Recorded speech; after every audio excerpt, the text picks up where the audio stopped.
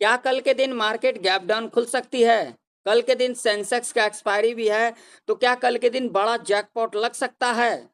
अगर gap down खुलती है तो क्या उस कंडीशन में हमें एक डाउनफॉल देखने को मिल सकता है, या तो फिर हमें एक रिकवरी देखने को मिल सकता है, या तो फिर हमें साइडवेज के अंदर देखने को मिल सकता है?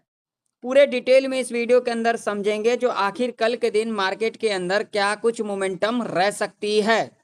तो यहाँ पर देख सकते हो, जैसा कि मैंने अपने एनालिसिस के अंदर कहा था, जो मार्केट गैप अप खुलेगी, और यहाँ पर देख सकते हो गैप अप खुली और उसके बाद एक ऊपर का मूवमेंट दिखाया, जो कि मैंने अपने एनालिसिस वीडियो के अंदर साफ साफ कह दिया था। और उसके बाद हमें एक प्रॉफिट बुकिंग भी देखने को मिला, और उसके बाद हमें एक साइडवेज भी देखने को मिला। यहाँ पर देख सकते हो लाइव प्रूफ आप लोगों के सामने है। हालांकि मैं किसी को भी यहाँ पर रिकमेंड नहीं करता हूँ कि आप लोग कॉल बाय करें, आप लोग पुट बाय करो। जो मेरा व्यू होता है वो मैं आप लोगों के साथ साझा करता हूं, ताकि आप लोगों का नॉलेज इंक्रीज हो। मैं किसी को रिकमेंड नहीं करता हूं, तो आप लोग खुद से भी प्रेडिक्शन करके इन चीजों को समझा करो, देखा करो। जब तक इस मार्केट में टाइम नहीं दोगे तब तक इस मार्केट से 1 रुपया भी नहीं बना पाओगे। ठीक है। तो अब हमारे लिए कल के दिन के लिए लेवल कौन कौन से इंपॉर्टेंट रह सकती है, कल के दिन ओपनिंग क्या रह सकती है, तो उसके ऊपर फटाफट से डिटेल में समझ लेते हैं। तो देखिए, अभी जो निफ्टी काम कर रही है, क्रूशियल लेवल के पास कामकाज कर रही है। यहाँ पर देख सकते हो बार बार इस लेवल से रेजिस्टेंस लिया गया है। जब भी इस लेवल के पास आई है, एक हमें करेक्शन देख सकते हो यहाँ पर मल्टीपल टाइम। तो इससे क्या इंडिकेशन मिल रहा है? इससे इंडिकेशन ये मिल रहा है जो कल के दिन एक गैप डाउन खुल सकती है, जिसकी चांसेस की बात करेंगे तो 65% होगा। फ्लैट ओपनिंग की यहाँ पर 35% चांसेस रह सकता है। ठीक है।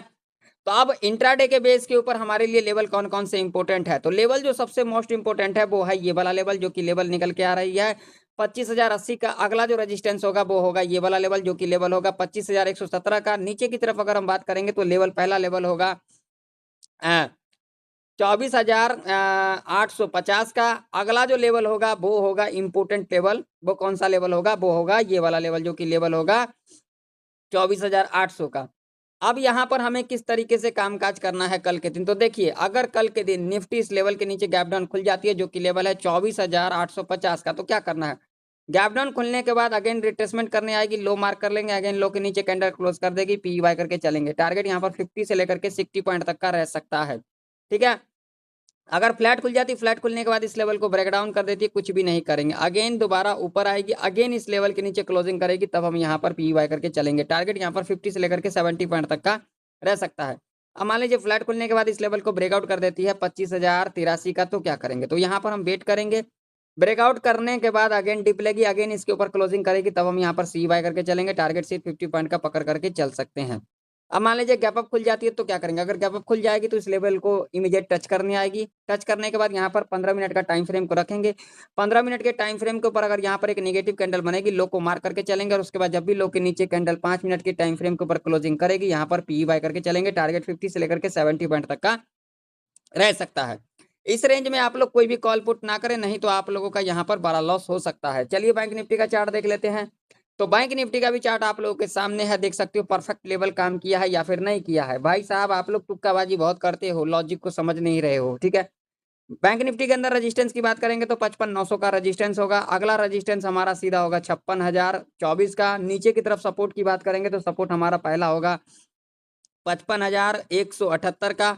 अगला जो सपोर्ट होगा, मेजर सपोर्ट होगा, वो होगा 55,000 का। ठीक है। 2 लेवल ऊपर, 2 लेवल नीचे। तो बैंक निफ्टी अगर कल के दिन इस लेवल के नीचे गैप डाउन खुल जाती है 55,178 के नीचे, तो यहाँ पर कुछ भी नहीं करना है। पहला 5 मिनट का कैंडल निगेटिव बनेगी, लो को मार करके चलेंगे। उसका जब भी लो के नीचे कैंडल क्लोज करेगी, पी बाय करके चलेंगे। लंबा टारगेट नहीं रखेंगे, 100 पॉइंट का रख करके चल सकते हैं। अगर पहला 5 मिनट का कैंडल यहाँ पर पॉजिटिव बन जाएगी, हाई को मार करके चलेंगे। उसका जब भी हाई के ऊपर कैंडल क्लोज कर देगी, सी बाय करके चलेंगे, जो कि सेफ रह सकता है। ठीक है। अगर फ्लैट खुल जाती है तो क्या करेंगे? फ्लैट खुलने के बाद इस लेवल को ब्रेक डाउन कर देगी, यहाँ पर बिल्कुल भी पुट की एंट्री नहीं बनाएंगे। अगेन यहाँ से ऊपर आएगी, अगेन इसके लेवल के नीचे क्लोजिंग करेगी, पी बाय करके चलेंगे। टारगेट 100 से 300 पॉइंट तक का रह सकता है।